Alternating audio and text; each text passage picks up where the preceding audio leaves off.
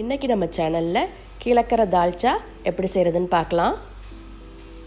தால்ச்சா செய்கிறதுக்கு மட்டனில் உள்ள போன் கொஞ்சம், பருப்பு ஒரு 1/2 கப் எடுத்துக்கிறேங்க. இதை நான் குக்கரில் கொஞ்சம் பாயில் பண்ணி எடுத்துக்கிட்டேன். அப்புறம் கடாயில் கொஞ்சம் எண்ணெய் விட்டுக்குங்க. நல்லா சூடானதுக்கப்புறம் பட்டை, கிராம்பு, ஏலம் போட்டு தாளிச்சுக்கிறங்க. இது கண்டிப்பாக எண்ணெய் சூடானதுக்கப்புறம் போட்டால் தான் நல்லா வாசனை வரும். இப்போ வெங்காயம் ஆட் பண்ணிடலாம். கொஞ்சம் வதங்கினதும் கருவேப்பிலை, தக்காளி, பச்சை மிளகாய் எல்லாம் ஆட் பண்ணி கொஞ்சம் உப்பு சேர்த்துடலாம்.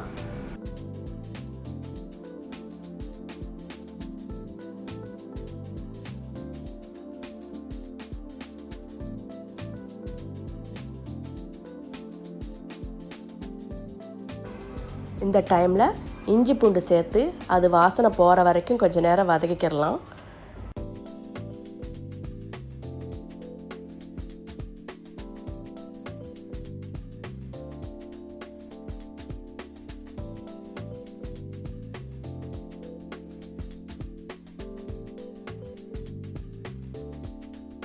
நாம் ஏற்கனவே பாயில் பண்ணி வச்சுருக்கிற மட்டன் போனை இதில் சேர்த்துடலாம். மூடி போட்டு கொஞ்ச நேரம் வேக விட்டுடலாம். இப்போ நம்ம கத்திரிக்காயும் முருங்கைக்காயும் போட்டு கிளறி விட்டுக்கிடலாம்.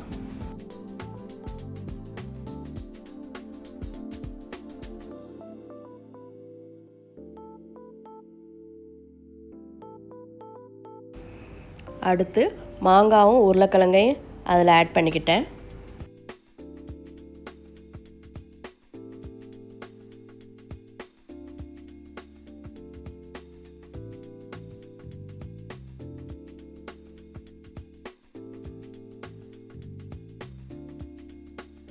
இப்போ மசாலா பவுடர் சேர்த்துக்கலாம். கொஞ்சம் ஜீரக பவுடரும் கொஞ்சம் மிளகாத்தூளும் சேர்த்துக்கிடுங்க. அது கருகிறதுக்கு முன்னாடியே தண்ணி ஊற்றி மிக்ஸ் பண்ணிடுங்க.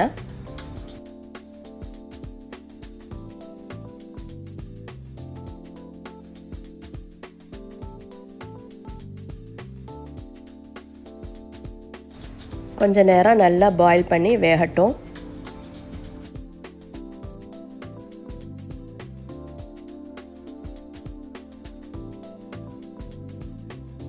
இப்போ நம்ம வேக வச்சுக்கிற பருப்பை அதில் ஆட் பண்ணிடலாம்.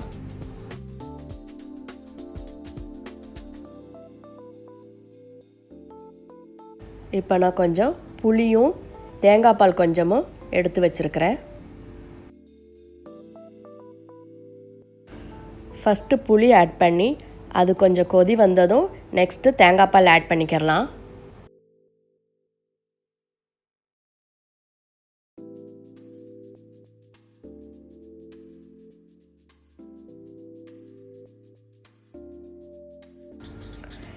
இந்த மாதிரி டைமில் உப்பு சரியாக இருக்குதான்னு நாம் செக் பண்ணிக்கலாம். தென் எல்லாத்தையும் கிளறி விட்டுட்டு சின்ன தீயில் ஒரு 5 மினிட்ஸ் மூடி போட்டு வச்சுருங்க.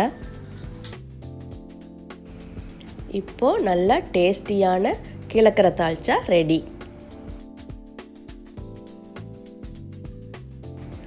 நீங்களும் இதை வீட்டில் ட்ரை பண்ணிவிட்டு எனக்கு சொல்லுங்கள். தேங்க்யூ.